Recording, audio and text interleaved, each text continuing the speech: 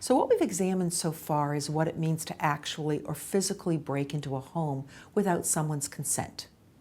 If we have that coupled with a felonious intent, then we have a burglary. And I often think of Jack Nicholson in The Shining. That face, the axe coming through the door, that's kind of what you imagine in the extreme to be breaking. Of course, we have lots more subtle examples, pushing open an already open window, pushing forward a door that's been ajar. Now what I want to look at are different kinds of examples.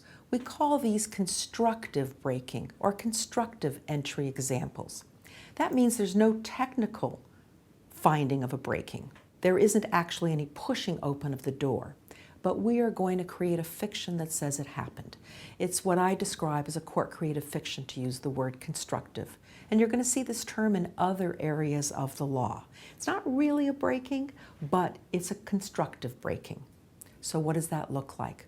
For our purposes, we're going to think about it through fraud or threat of violence. If an opening was created because of the fraud, that's going to be sufficient, just like Creasy opening the door.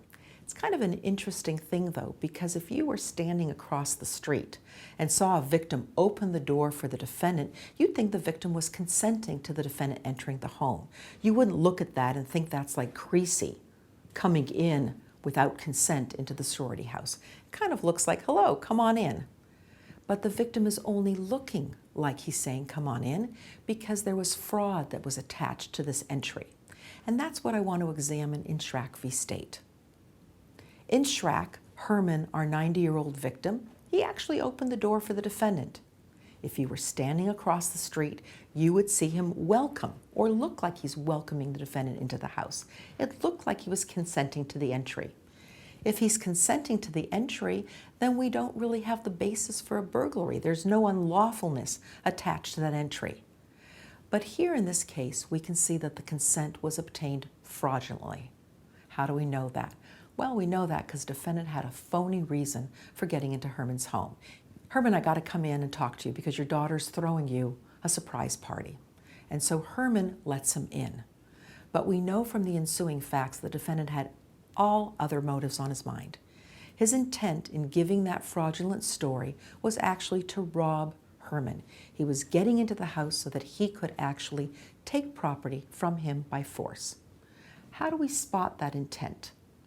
In this example, it's actually pretty clear. We can spot that intent because the moment he gets in the house, he does a few little sentences with Herman. They walk into the kitchen because Herman's not trusting him, and now he hits him on the head with a metal pan, and then he says, this is a holdup. That's pretty convincing evidence that he was there to rob Herman. Now, we can see from this edited case that Schrack is charged with several crimes. Remember, burglary is just one of the crimes, and burglary never merges with the crimes that occur. Here he's appealing the burglary charge, not the robbery charge. He actually took the $100 from Herman. But here he's appealing the burglary charge. He says it can't be burglary. You've got to prove every element, and it can't be burglary because Herman let me in the house.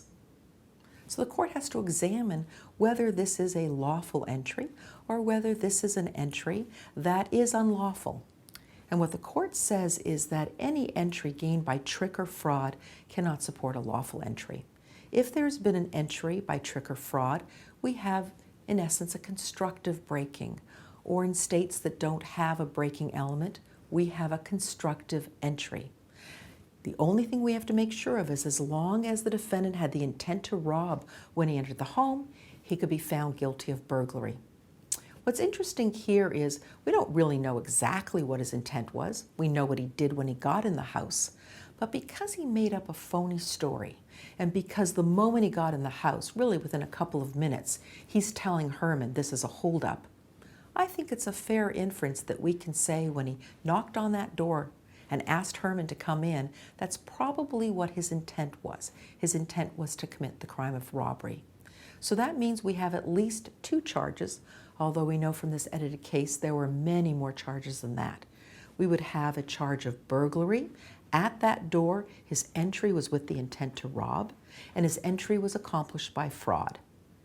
And separately, we're going to have an additional charge of robbery, because by force, hitting him over the head, he actually took the $100.